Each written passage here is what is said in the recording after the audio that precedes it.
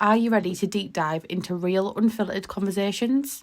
Welcome to the Britt and Jam Don't Give a Damn podcast, where we break the rules, share bold stories, and have a laugh along the way. If you're looking for real, honest talk, unexpected moments, and a good time, you're in the right place. And maybe a little rap along the way. Let's get started. Hi, welcome back to part 2. Hey guys. Thank you for watching part 1. Hopefully you enjoyed it. Watching me cry. Well, yeah. What I do need you to do, though, a little favour, is see the little like button down here somewhere. Please press like. It means a lot to us. Yes. Go back in the videos, press like. But I need you to do that, so I'm not doing anything until we do it, yeah? We'll sit here all day. Oh, you done it, mate. Okay, thank you very much, then. Oh, you done it, mate. Okay, thank you very much, then. But yeah, so this is part 2. So we're going to go straight into it because you know what to expect and you know what we're talking about, which is Christmas. Christmas, so close. So, question for you then. What did your mum or dad do to make it magical? Oh, okay. So Or something that made it stand out that you'll never forget? actually, I do have a quite a cute story about one of the Christmases that were extra special. Get the tissues. Get the tissues, guys. I'm about to make you cry. No, actually, I do get quite emotional about it now. I'm an adult looking back because of how much thought went into it. But growing up, my mum always made Christmas magical. Okay. That was always one thing. And obviously, as you know, throughout my childhood, I've had difficult times, and it hasn't been the easiest growing up. I have had a very good childhood, looking back in most respects, in terms of my parents always try to give me everything, and yeah, you always had a roof over your head, you weren't hurt, something like that. But one thing, no matter what we went through as a family, my mum always made Christmas magical, and she always put max effort into making sure it was so special. And so did my dad. And even though my mum and dad were separated when I was young, my dad would always come round on Christmas morning, and that was always the thing. No matter if my mum had moved on with another partner, my dad would always come round on the morning. He would wait for me to wake up. I'd ring my dad on my mum's phone, and then my dad would none of us siblings would get out of bed until my dad had come, even my brother and sister. Right. Because obviously my brother and sister have a different dad, but they see my dad like their dad because my dad brought them up quite a lot growing up. So my mum would allow us to go get our stockings, and then we'd sit in bed and wait for my dad to knock at the door, and then we'd run down and grab my dad, and dad would come in, and my mum would come down, and then we'd all go in the living room together to see what Santa had brought us. So it was always so magical. My dad was always so involved, and he never missed a Christmas, and that was really lovely that my mum and dad managed to keep that. Because he worked away, didn't he? Yeah, he lived down in Southampton for a lot of my childhood. So he would always come up every Christmas and stay with my grandma and be so present on the day. And I'm very fortunate that my parents allowed that and made that happen, so that was really good. But one particular year, I think I must have been about 10, maybe a bit younger, 9 or maybe 8, 9 or 10, I can't remember which one, but I was young but old enough to remember what had happened. Yeah. But I still believed in Santa. Right. So I must have been about 8 or 9. And one year, it was the year Polar Express came out. Oh, right, okay, I have no idea what that So I'm not sure, or maybe it'd been out a couple of years, I can't remember, but Polar Express, the film, was out, and I'd never seen it before, so my dad and my grandma made me watch it when I was round sitting at my grandma's one night, and it was leading up to Christmas, and I'd watched it. And then, it had been a few months later, and my dad said, whatever you do on Christmas Eve, make sure you watch Polar Express again, so just to get it fresh in your memory. So I was like, okay. So I watched Polar Express on Christmas Eve before I went to bed to get me in the mood for Christmas. And there's a particular scene on Polar Express where Santa, the little boy, was in bed, and I can't remember exactly, but I don't think he believed, or I think his belief was kind of diminishing a little bit about Santa. And in the movie, Santa, when he parks his sleigh, one of the bells falls off, right, and rolls onto the floor, and the boy picks it up, and he shakes it, and he can hear the bell, and Santa said the bell only rings if you believe. That's right. Yeah. And he rings it, and he can hear the bell, and the boy's like, I believe in Santa, he's real. So God almighty, it's making me cry. Jesus Christ. Am I alright today? It's 2 in the bounce. You're making yourself cry. It's not even a last story this time. Oh my God, do you know why? Because it's just like, you don't think about it till you're older. You think, God almighty, like your parents probably like put maximum effort in when, like when you're growing up, don't they? They're like a rusted tap, you never cry, you. Oh my God. So I watch it on Christmas Eve and then I go to sleep. And in the morning, I get my stocking first and I go through and there's like loads of sweets and things my mum would put in. There's like a little box at the bottom of my stocking. And so I open it and it's a bell. Oh. And a letter from Santa. Wee. And it says, to Brittany Lee, and it's like, I dropped this off my sleigh last night, and I'd like you to keep it.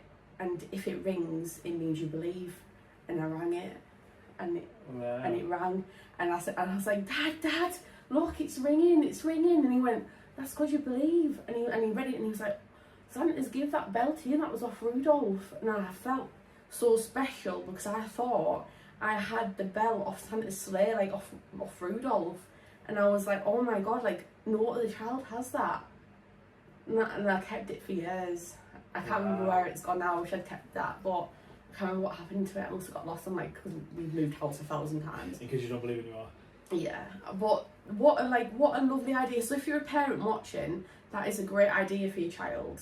Make them watch Polar Express and then get a decorative bell, because there's loads in the supermarket, and put it in a box with a little note. And honestly, what a lovely touch that was. Wow. I remember, just as you were saying that, I remember my brother, I used to get, about 3 years in a row, he used to piss me off something rotten. I get so upset, where he started to make up. So basically what would happen is I'd wake up and I'd come downstairs and he goes, oh, last night was class, you know. So bear in mind we shared a bedroom, Right. we had bunk beds. He said, oh, last night was class. So it was me. That means Santa was out, weren't we? I went, what? He went, yeah. He said, he come down the chimney, dropped our presents off, and I caught him. I was that day. He said, oh, well, now you've something. He said something like, well, now you've caught me. You might as well jump in the sail with us and roll around. No way. So he was like, yeah. So anyway, he used to tell this story how he flew around all the world, got back in time for bed and all this sort of stuff, and I'd be like, what? And I'd be so angry. Why didn't you wake me up? Why didn't I go with you? Anyway, so this is 1 year, and I'd be bugging him all day, and he never brought calendar once. Anyway, obviously, time goes on, forget about it. The next year he did the same thing to me. So Christmas Day, we woke up and he went, oh mate, last night. I was like, what do you mean? I asked you to wake me up, we had this argument last year. Do not let, he said, right, I promise next time I'll wake you up.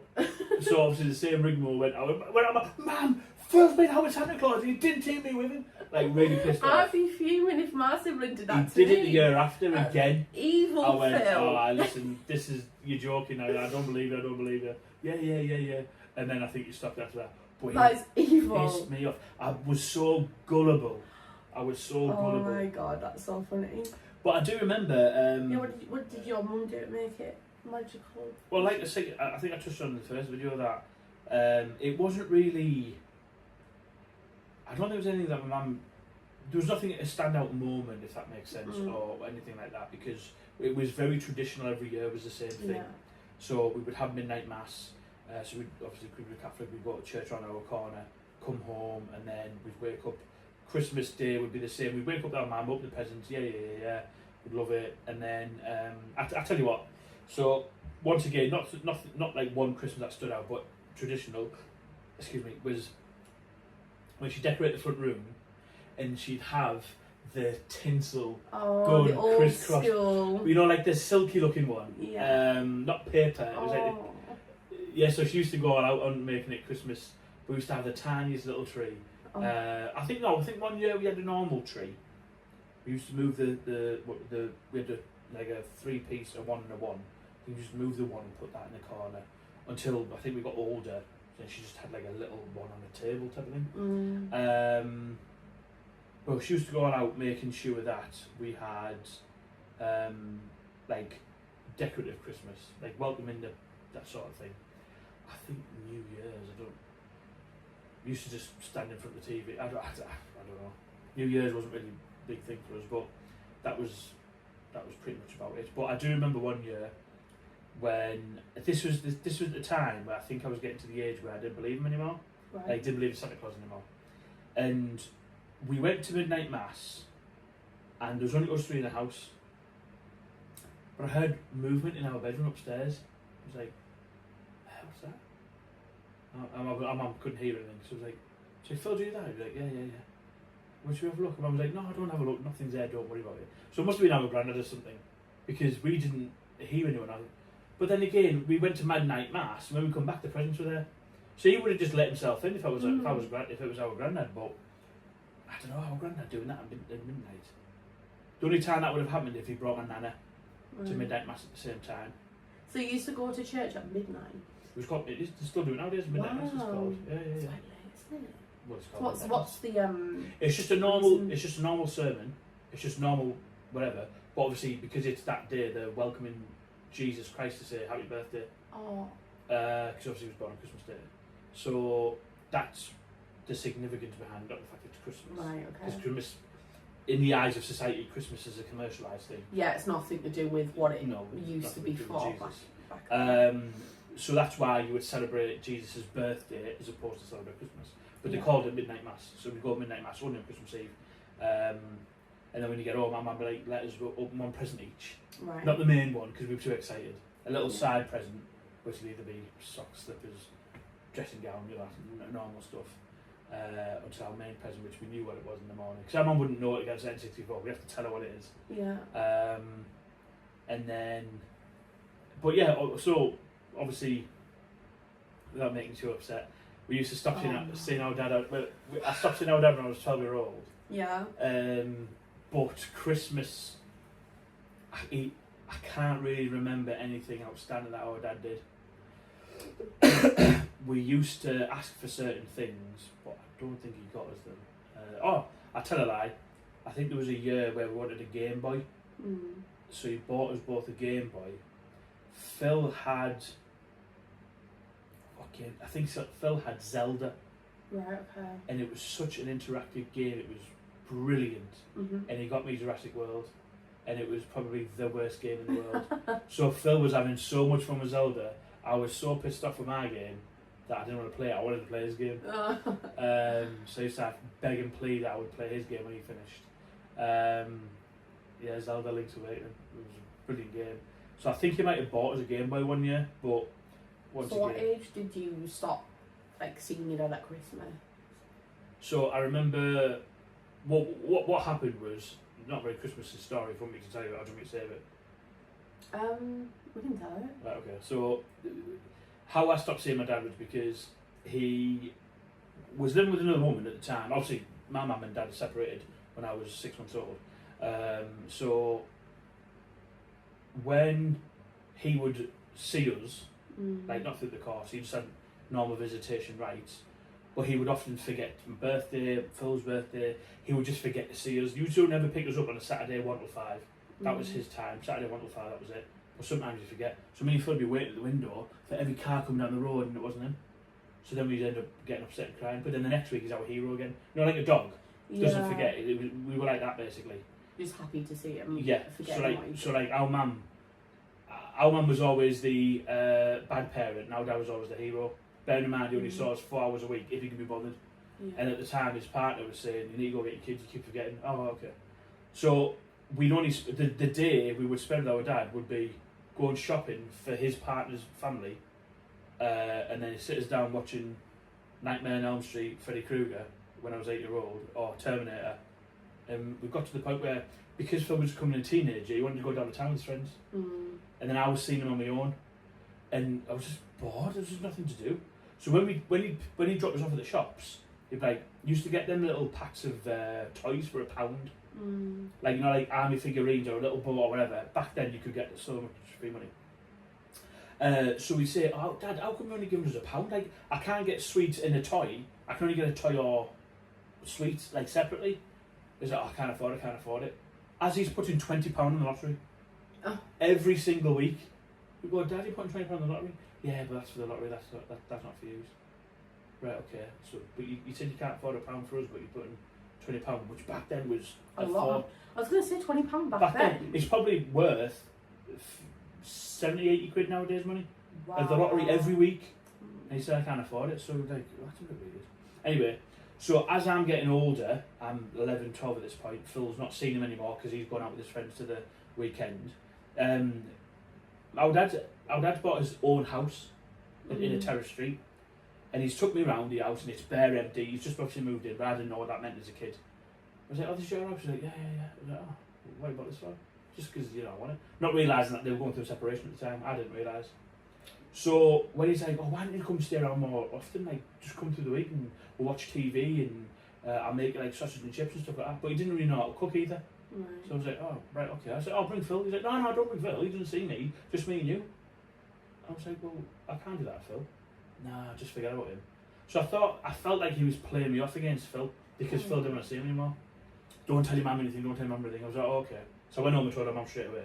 So I was like, Mum, he's saying this about... So she's like, oh, like, he's obviously moving in the house on his own and he's not really bothered about Phil, but, you make your own decision.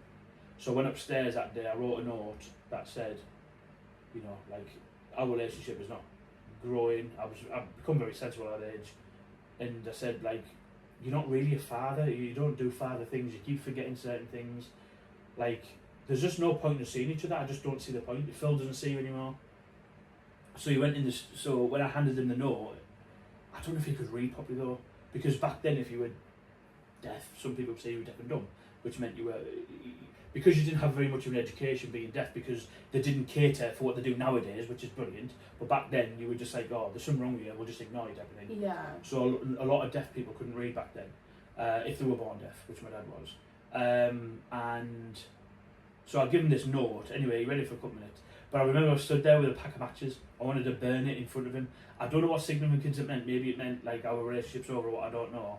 But because it was windy, the match wouldn't light. So I just scrumpled it up and threw it on the floor and walked away. Oh. And I didn't see him after that. Oh. So he kind of cared for his children that much because you would have fought for us, but Yeah, there was no like fight to like... keep us, nothing like that. Then he used to park his car in our street because we were very good with regs. Like, I remember his reg K323 THN. I remember his reg all day. He had a blue Ford Sierra Sapphire. It was weird because down the road, a woman who was a cook, canteen woman in our school, had the exact same reg, K323, exact same car. It was like TLN. It was like one letter different. But anyway, he used to park his car in our street going to the doctors. Not all the other streets around the world, just in our street. Park his car right. So when we look out the window, we're like, oh, there's our dad's car there. But he wouldn't come see us, he just go to the doctor then himself. Yeah, so at Christmas time, like you say, it was forgettable because there's nothing else that stood out. It was just that era at that time, and it is what it is. Because Christmas can be quite a triggering time for people that have family breakdowns and, or don't see a certain family member or don't have parents or whatever the situation might be, which is quite sad. Well, that leads on to the question of what kids of today never get to experience around Christmas like we did. So I'll just quickly go, because what I'm saying with when you used to share a present, that meant a lot. Yeah. Because you opened it together, you'd play on it together. Yeah. It's probably what brings me and my brother especially closer together because there's certain things we were doing all the time. Yeah.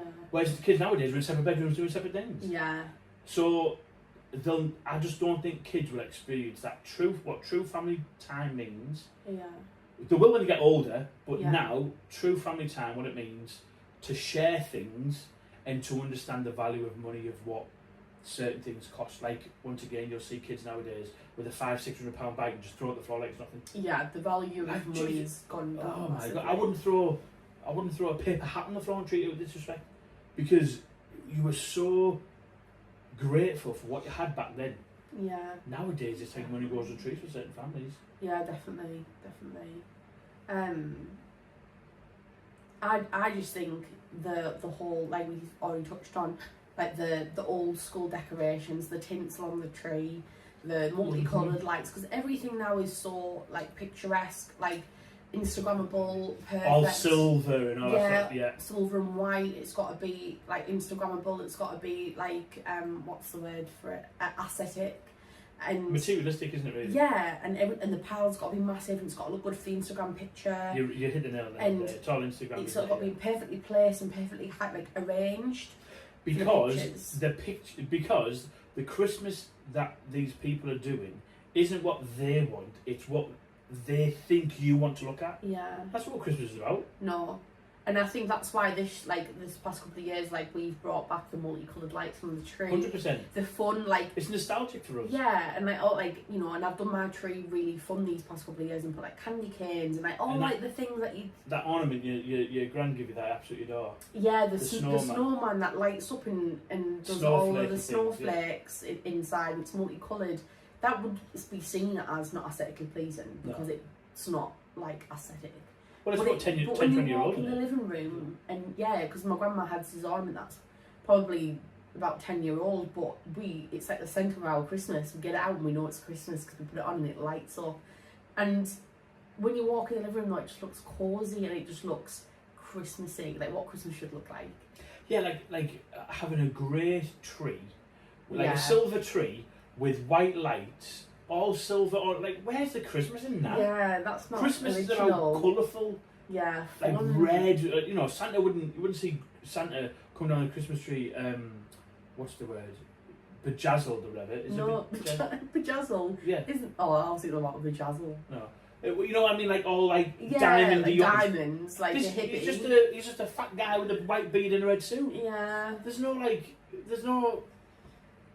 materialistic anything about that. No. It's always been the same. Like, so when the Christmas adverts come on, holidays are coming, holidays are coming. Like, that's Christmas. And it's Christmas lights and it's Santa on the house and I mean, I know America goes OTT with certain things, but that's what Christmas is like for us. And because your house can be looking show homey and perfect all year round, and Christmas is the one time you can get away with a bit of being a bit of, being a bit childish about it. And like one time of the year to be a kid, and that's why I've gone for the fun tree, because it's going to be down in the new year, no one's going to see it, and it's what makes Christmas Christmas. And you come home and use it, the tree, not anyone else. Yeah. So let's move on. Christmas dinner. Oh, the most important part. The most important part of the day. Oh. Right, tell us, what's on your Christmas plate? So, on the Christmas dinner plate, there would be a mixture of gammon and turkey. Gammon and turkey? Sometimes beef, depending on if... My mum does 3 meats. Bloody hellfire. Yeah, so she does 3 meats for you to choose from. Because don't forget, this dinner is to last us till the new year, because we will have Christmas dinner every day in different versions until the new year. She'll go OTT on dinner, but there'll be that much that there's enough food to feed you from Christmas till New Year. You are eating Christmas sandwiches, Christmas toasties, Christmas baguettes for the next week. So she does go a bit OTT, but it does get eaten. So there'll be like a choice of 3 meats. Sometimes she'll just do 2. We'll have this discussion lead up to Christmas, what meats we want. So 3 meats, stuffing. What stuffing? Just normal stuffing. Ooh. I know you're bougie. When you hear Jamie's stuffing, you'll be like, did this guy really come from like a breadline background with his stuffing choice? Well, it was not Nana's, so she had the money. It does sound nice though. Wait till you hear what Jamie has. Should do like a Swede mash, like you like the turnip mash, normal mash, roasties and a Yorkie, gravy, mint sauce. Anything else? Parsnips and broccoli. And sometimes cranberry sauce. Yeah, cranberry sauce, and she'll do cauliflower cheese as well. Right. Okay. Yeah. I get that. I think. Pigs and blankets. Don't forget the pigs and blankets. Obviously, the past 10 years, I've had more of a involvement with what can we have on our Christmas dinner. Yeah. But I remember as a child going to my nana's every year as we used to. It'd just be the same thing. So it'd be turkey, roast, like a Sunday dinner basically. Yeah. But obviously turkey instead of chicken, and we used to have Yorkshire puddings, which I know some people just turn their nose up at Yorkshire puddings on a Christmas dinner, but we always have. We haven't always had it, but we have. The last maybe 10 years we have. The main thing that stood out for me that I absolutely adored, the stuffing. Now, my nana said she made it one year, which she was a fantastic cook. She used to make her own sausage rolls, all that sort of stuff, mince pies. Yeah. Excuse me, she was a very good cook. She was a typical stay-at-home housewife and mother when my granddad was in the army. And in that era, all the women used to just cook, bake. So she used to cook, bake, that sort of thing. She could open her own like coffee shop. Oh, man, tell you, oh yeah. We used to say it when I knew you need to open your own shop, you would make a fortune. Anyway, proper homemade cooking. Yeah. But she made her own sausage and chestnut stuffing. Sausage and chestnut. And they had the oh my god! I've never tried it. I'm gonna have to try it one year. So you can get it from Sainsbury's. Right. Which is sausage and chestnut, and you actually taste the chestnut in it, like the nuts, like it's unbelievable. But Marks and Spencer's do their own sausage and sage stuffing as well, which is in like a slab. Right. And it's like a £5, feeds 3 people, or in our case, me. And no, it is quite big. And I love it, and I love the smell because it brings me back. Wow. So for the past 10 years, whenever I've been on Christmas dinner, I said, we need it. So we had 2 types of stuffing, the sausage and chestnut stuffing from Sainsbury's, which sell, as soon as it's, that stuffing, as soon as they say it's for sale, it's sold in the same day. You can get it. It's rock hard, yeah. I want to try but that. Marks and Spencer's, you can get that. Sausage and unreal. chestnut stuffing. So Mum, if you are watching, can we have sausage and chestnut stuffing for Christmas? From Sainsbury's. But my nanny used to make her own carrots, a bit like stir fry, you know, when it's shaved, not chopped, like skin, like, you know, like potato skins, but like carrot was the skins. Yeah. And her carrots were the best. So our mum used to get pissed off because when our mum used to make Sunday dinner, we weren't going on nana's. I know it's horrible of me now, but as a child, I didn't realise what I was saying would be hurtful.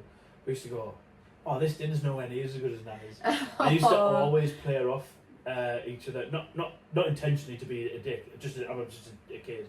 But like our mum used to make her own rice pudding. And my god! And our mum, in a crockery pot that she'd had for about 75 years. And she used to say, oh, do you want some rice pudding after? We'd be like, yeah, is it ambrosia? She'd go, no, I've made it. We go, oh no, right. Oh no, I bet that's the best though. What's the best? Homemade rice pudding. Well, at the time, my mum's wasn't because it didn't taste very good.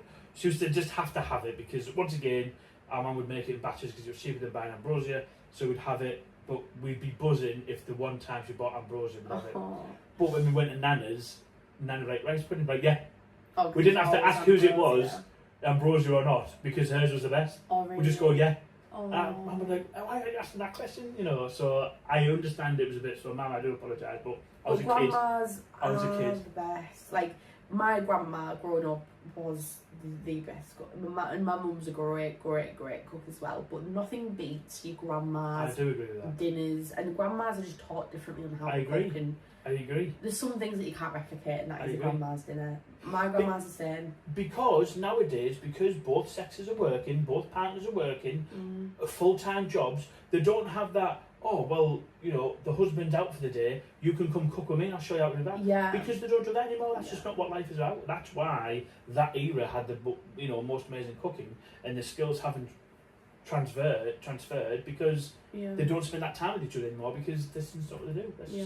That's just the era. But yeah, like the my nana's dinner, unbelievable. And kids of today won't they won't understand true homemade. That, like, because our grandmas as well are like I used to like baking from like the war times. Yeah, but don't forget they were using all the fatty ingredients that make, you know, because like bad food's good for you, but you know, so they were using all the bad stuff that we didn't think was bad back then. Yeah. That made food taste so good. Whereas nowadays it's all the artificial stuff, or it's all the low fat stuff, whatever, which doesn't. It's not the same. It's not the same, and that's probably another reason why as well. We don't use the same ingredients, do we? No. We used to get so excited. So nostalgic. As soon as you walk through the door and you smell Christmas, and you're like, oh my god, my mouth's watering. That is the best when you walk in, that smell hits you.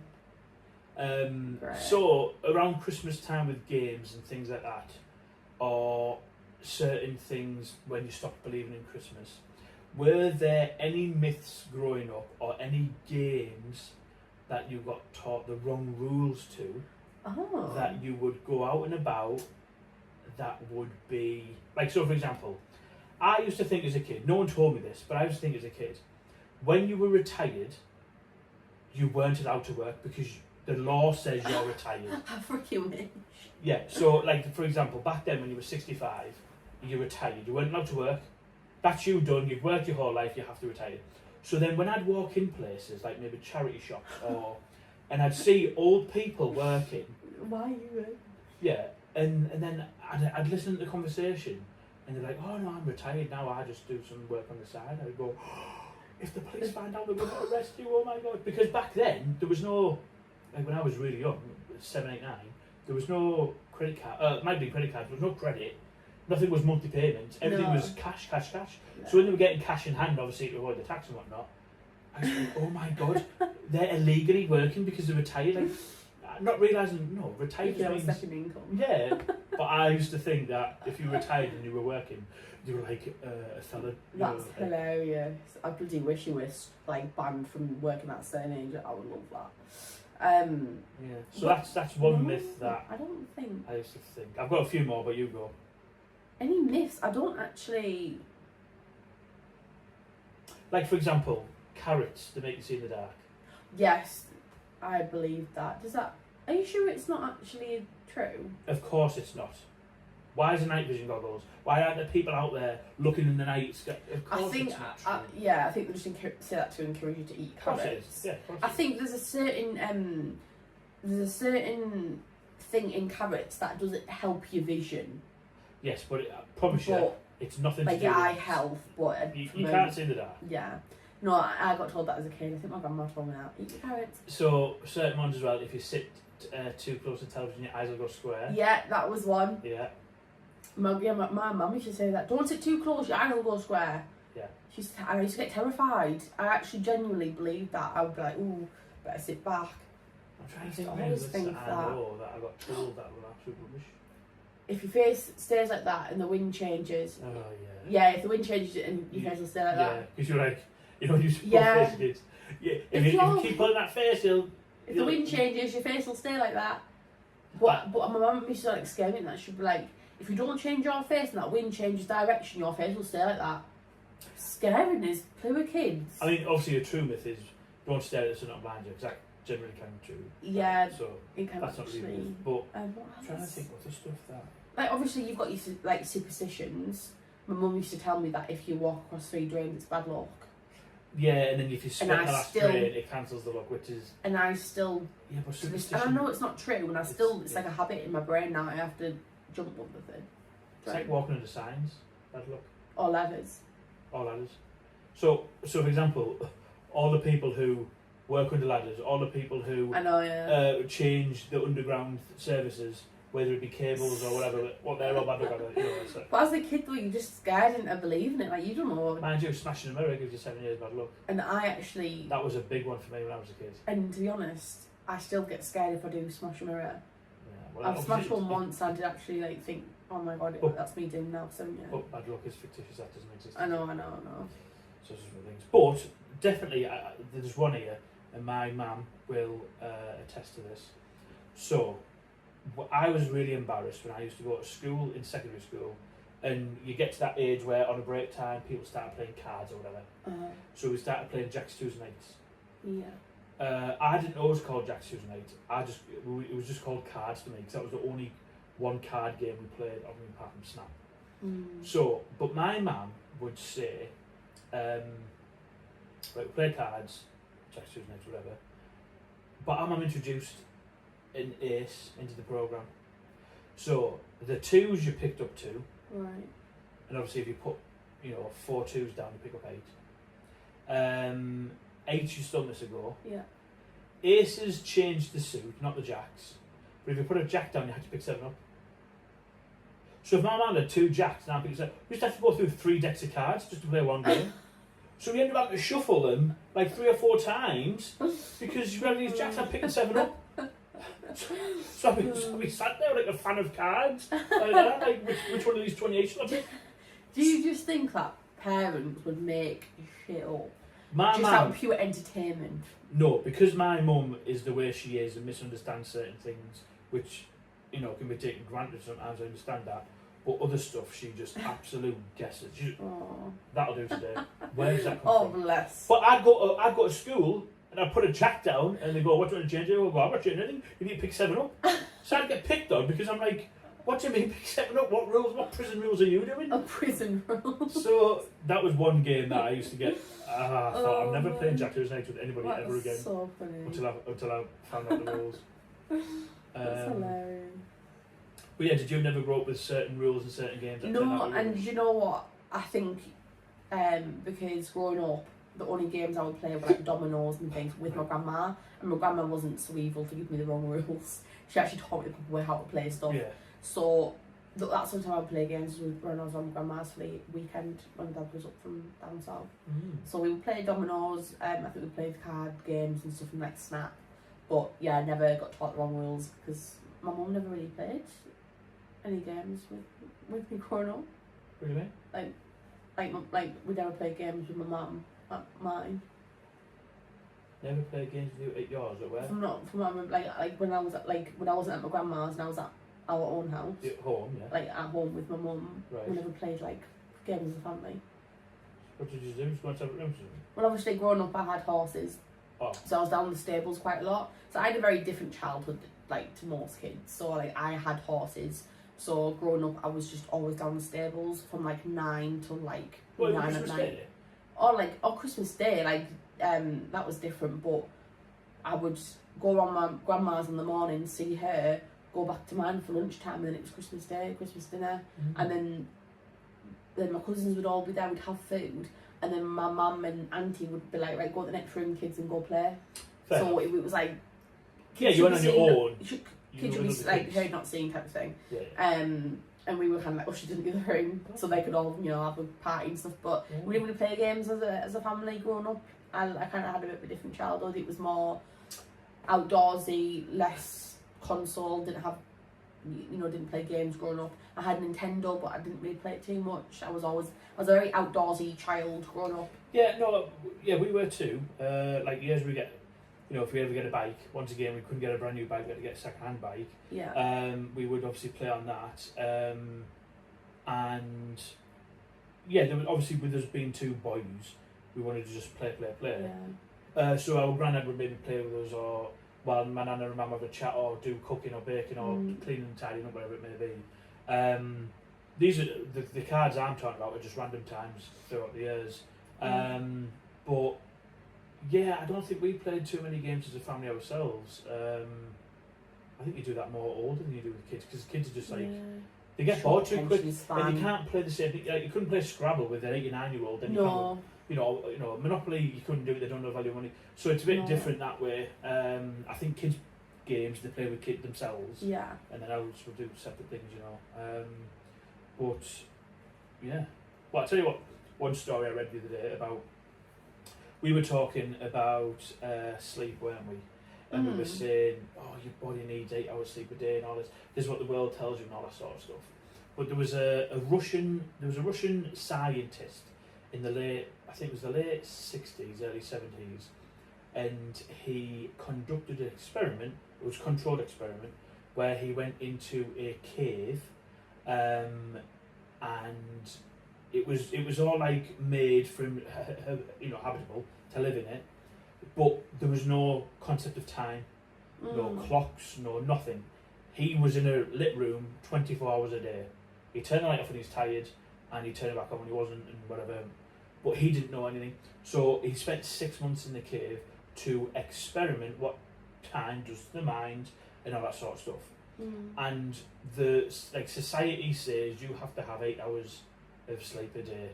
So yeah, 8 hours is to work, 8 hours to do what you want to do, and 8 hours to sleep. But obviously, I mean, it's different that era than it is now. But his time was very different to ours. So when he thought he'd been through one day, 24 hours, it was three days. So his perception of time slowly transformed, slower and slower, because he didn't know when he was counting a minute, he'd count 5 minutes in 1 minute. Wow. Because he just didn't, like, your mind, because you don't look at a clock, because you don't look at daylight or nighttime or whatever, it was always one thing. Yeah. His body couldn't, or his mind couldn't comprehend the evolution of time. Wow. So when he was getting tired and having 8 hours of sleep, he wasn't having 8 hours of sleep per day, he was having 8 hours sleep per 3 days. And he wasn't tired, and he wasn't knackered. He had a gym in there, he had work to do, but because your mind knows it's 24 hours, or we have to go to sleep now. Wow. Because we're conditioned to that, as opposed to we physically are tired. It's what we need. Yeah. So we think we're tired because we know we've only had 4 hours of sleep, but really it's mind over matter, like that saying, mind over matter. Well, of course, it's like someone telling you you've only had 4 hours of sleep, you should be tired. Yes. And then you're like, oh, I feel really tired. Yes, and it's the same as if you don't eat your tea at your tea time, which is your 5, 6, 7 o'clock. Yeah. You're starving, or you must be hungry because you haven't had tea, but well, your body's not telling you need fuel. Yeah. You're eating because your mind is set to, oh, if it's tea time, I must be hungry. Yeah. But if you were but like, that's what I'm saying.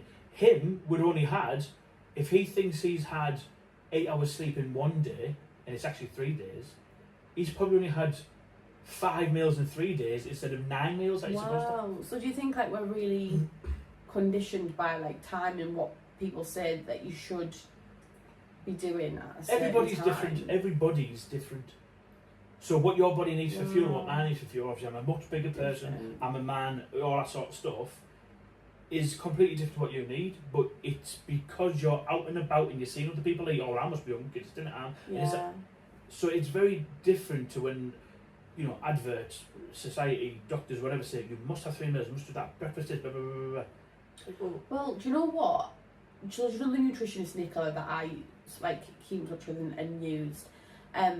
She actually told me a really interesting fact about breakfast. So do you know how like some people eat breakfast and some people just aren't a breakfast person?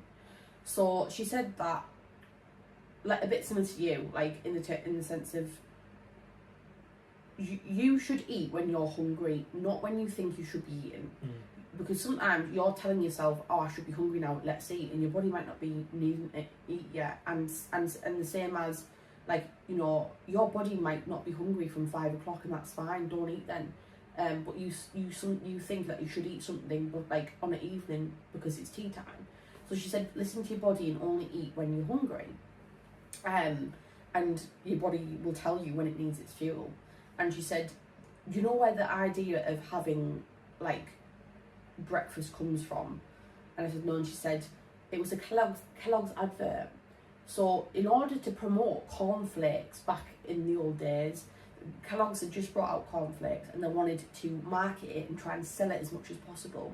So their slogan was breakfast is the most important meal of the day. And that's where that saying's come from, not from nutritionists or scientists.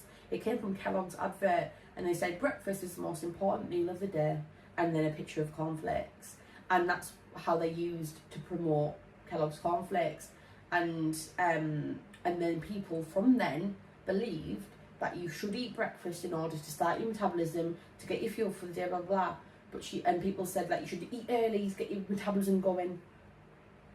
And that's false information. And also, like, she said that, like, you should eat when you're hungry. So so people, like you say, everybody is different. So if you wake up and if you're automatically hungry when you wake up, that's when you should eat. But yeah, those are quite interesting points, to be fair. So do you think, in addition to that then, with the whole sleep thing, like, do we actually need 8 hours of sleep then? Because everyone's saying you must get 8 hours. Sleep deprivation can kill you earlier, some people are saying. Well, sometimes, I mean, I can't switch off at the night.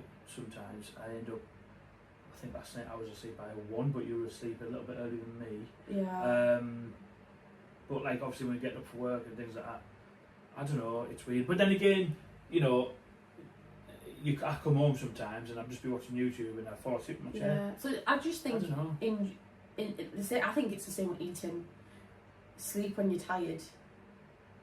And because as well, our bodies have had to adapt over time to be industrialised, to keep up with how our lifestyle is now. But going back, you know, when humans first evolved and stuff, and there wasn't going to work and there wasn't like a time concept, and you didn't have to be at a certain place at a certain time. I remember now. Oh. Let's go. All right. We obviously didn't work off time. We just slept when we were tired and woke up with the sunrise when your body would naturally woke up. Yes. You didn't have an alarm clock. Yeah, there weren't jobs back then and stuff, so you just got up when you got up. Yeah, so if you go back to that and just think, I should just treat my body how it was intentionally used for, which was your body ran itself. So you slept when you were tired, you woke up when your body woke up, and you ate when you were hungry, and that's kind of like what you should. Not obviously you can't go off that now because you have to get an alarm to go to work, but that would be all you would follow. You eat when you're hungry. You would try and eat the things that were only available back then. Yeah, but don't forget we obviously science has evolved as well as to our knowledge of what is good for you, what's bad for you, and all that. You know, as cavemen, all we did was we woke up, we hunted for food, we killed meat, we looked at vegetables, we ate them, and that's it. That's all we did. Then everything then it got commercialised with sugar and other stuff, so you just just do what you want. Basically. But one thing I remember, Sam, remember this is. Phil, my brother, said to me yesterday, he said, do you remember when we were kids? Like, cereal used to be, the reason why cereal was so popular back in my day was because you got a toy. So, for example, Kellogg's, when they brought out Frosty, well, obviously they still have brought out, but Frosties or cornflakes, whatever, you used to get like a reflector for your bike. Mint. And put it on when you were riding round. That was a and present. You used to get loads of stuff for bikes, like reflectors. You used to get toys. You used to get like all sorts of stuff. And you would, or kids would be like, I want breakfast, because I want the toy. Yeah. So you used to look for new cereals every week. What's the latest toy? Yeah. But kids will never experience that nowadays. Even I remember that. So when I was young, in the bottom of the Kellogg's box would be a toy. Yeah. And you'd almost like look at the box and be like, yes, we need it empty. Yes. Because you knew your mum would have to go buy another box and there'd be a fresh toy. Like on the back of the Cocoa Pops, there was a maze where you could try and get out of, or questions on Snap, Crackle and Pop, Rice Krispies. Yeah. So there was all sorts of stuff that you would, I want because that toy, I want because that toy. And that's why I used to promote, obviously, because, the reason why a lot of parents buy anything is to keep the kids happy. Yeah. I want the toy, so... I remember that, actually, and I remember the transition from when that was around to when it stopped and was gutted. It was quite brutal. It was just like a... It was all like an announcement, wasn't it? Just one day you looked in the box and there wasn't a toy. You went, Mum, this box doesn't have a toy. And then it kept happening, and then you're like, there's no more toys. That'll be when Jamie Oliver stopped to take your Twizzlers and Probably. all the food that we absolutely loved, which was bad for us, but we loved it. I know. When you think back to what was probably in food back then, you'd be like, God. Well, they were still putting horse and spaghetti bolognese. But they had to take Sunny D off the shelves for a while, didn't they? And redo the recipe. Because Sunny D used to taste amazing, and then it got stopped one day, and they had to recall it, change the recipe, and bring it back out, and you couldn't get Sunny D for about a year.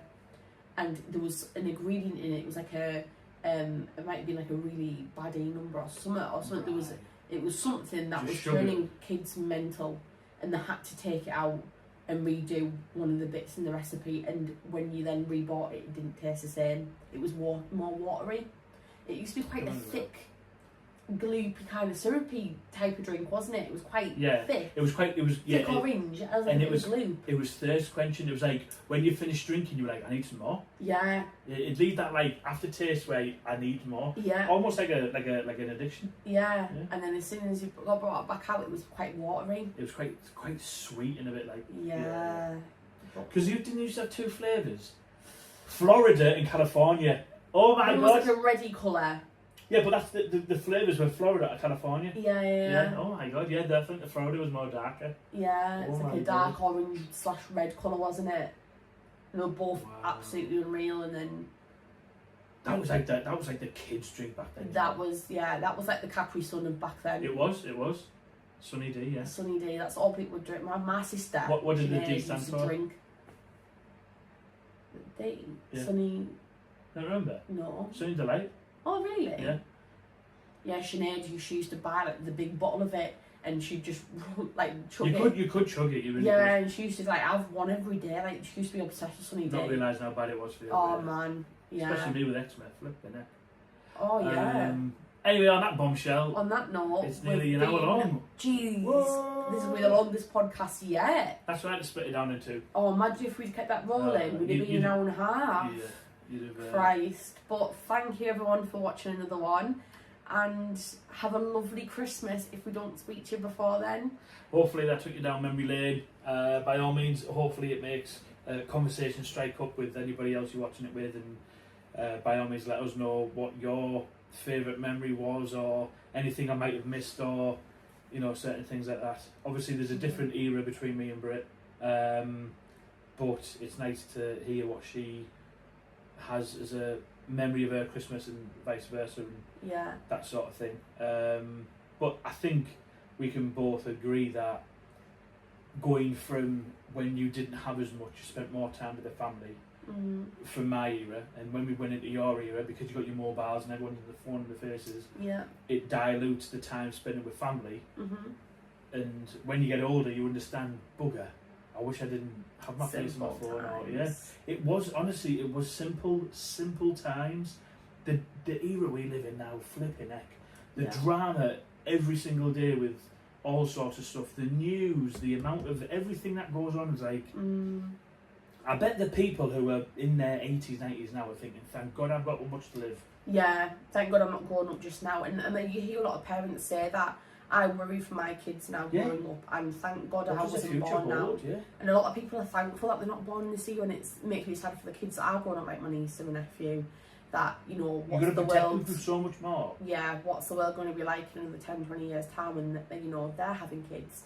And, yeah, God forbid what the world's going to be like, but it just makes you... It makes you realise that growing up, your parents weren't just nagging, that really they were right when they said appreciate the time now while you've got it, because one day you'll be older and you'll look back and you'll regret not appreciating what you've got now and the people that are around you, because and you're like, oh yeah, I know, but you don't give it a second thought. You think they're just old, they're just, you know, nagging, and they're just being, you know, a parent.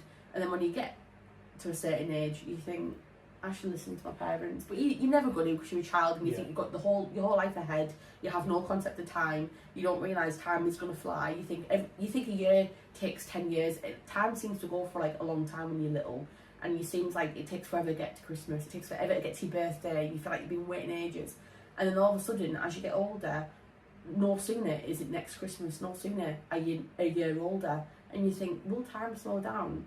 And then you start to realise that actually, like, you wish you'd appreciate the people that are around you, because people are no longer with you sometimes, and as you get older, people do unfortunately pass away, and you don't have your grandparents around anymore, and things like that. So appreciate the time you've got and keep spending it with everybody. But like, excuse me, you said just then about like one thing I always remember, never leave me, is when people say, you know, stay in school, appreciate the time you got in school, blah, blah. Yeah. And I wish I paid more attention in school, because my thirst for knowledge now, I love learning new words, I love learning the meaning of certain things, having an intelligent conversation, all that sort of stuff now than what I did when I was a kid. But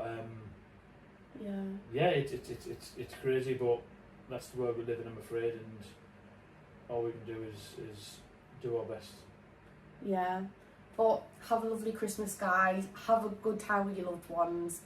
Just have a lovely family time, and appreciate everyone around you this time of year. And hope you get everything that you wish for, and have a lovely, lovely Christmas. Yeah. And Merry Christmas from us both. Yeah, and we hope 2026 is everything you want it and more. Yeah. We've got plans, we've got goals, and we want to hit them all, but let's just see where we go. Yeah. Here's to a Merry Christmas and a Happy New Year, guys. Thank you for the support. Thank you for watching. Bye-bye. Bye-bye. Actually, it's quite nice. You're just like a typical woman, you. What do you mean? I know it is. Now over to run my team now, yeah? Oh, shut up. I tell you what, there's only one person in this, me. Listen, the one person's relationship if you're not fucking careful. Why is mine not turning on? Are you joking? Oh, there we go. I'll give up. There we go, it's working. There you go. Hey, Alarm over. I'm done. Panic over. I'm done. In a Oh, minute. I've got a high neck on the system. Heineken. High neck on. Yeah, Heineken. Ah! gonna get this in a minute. They're gonna see. They're gonna see what? What are you gonna do? Not earn. You ain't gonna do shit.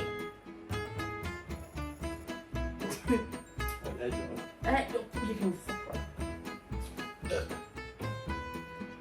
Does Monster want to sponsor us? Do you know what? At this rate, they showed them out we drink. Right, is your mic actually on the top this time? Is it? It's okay. Yeah, I'm just checking. Sorry guys about the pure cheek on Jamie today. Whoa, sorry, I apologise for this behaviour. I'm not going to see this shit. I'm not going to see this shit. Cunt. I'm going to see it. Put your cap down. I haven't finished getting cool yet. I will do it in the You're video. not a cool kid, you're not Eminem. That's a chav. Chav's good at that.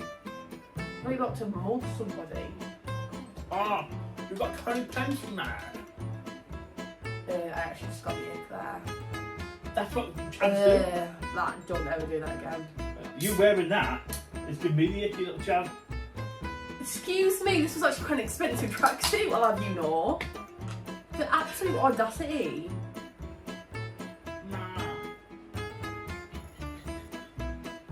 No, though.